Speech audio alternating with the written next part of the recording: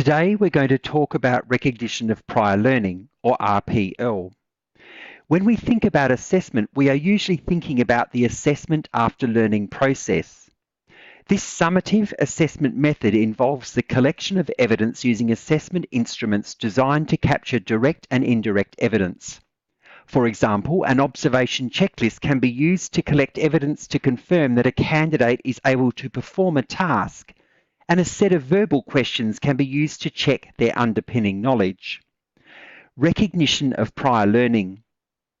RPL is an assessment process that recognises the skills and knowledge a candidate has gained through their work and life experiences. It is a fundamental tenet of the vet sector that, if a candidate already has the skills and knowledge necessary to be found competent in a unit of competency, those skills and knowledge be formally recognised. It then follows that the candidate is not expected to undertake the usual training and assessment pathway. Instead, they are offered an RPL pathway, which, by the way, is a diagnostic assessment. It is important to note here that the benchmark does not change during the RPL process. All components of a unit of competency must be satisfied, just as they must be in an assessment after learning process. RPL experience. The RPL process does not focus on how a candidate might have gained their knowledge and skills. A candidate may gain experience in a number of ways.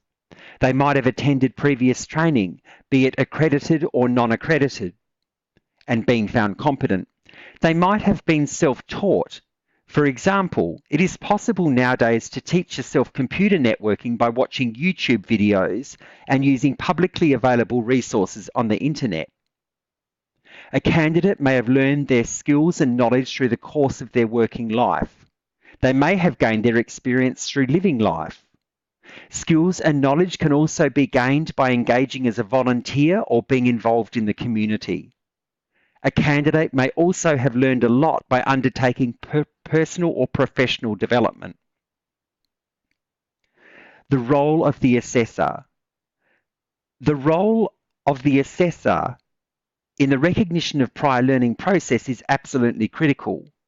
The assessor must ensure that the candidate is fully briefed so that they are clear about the process. The assessor should be transparent about the process so that the candidate knows what will happen and what is expected of them. The assessor should be flexible in how they allow the candidate to supply evidence in satisfaction of the RPL application and be prepared to make reasonable adjustments where necessary. The assessor should also be mindful of liaising with workplace supervisors to ensure that the candidate experiences minimal disruption to their job. The assessor should ensure that the RPL process is sympathetic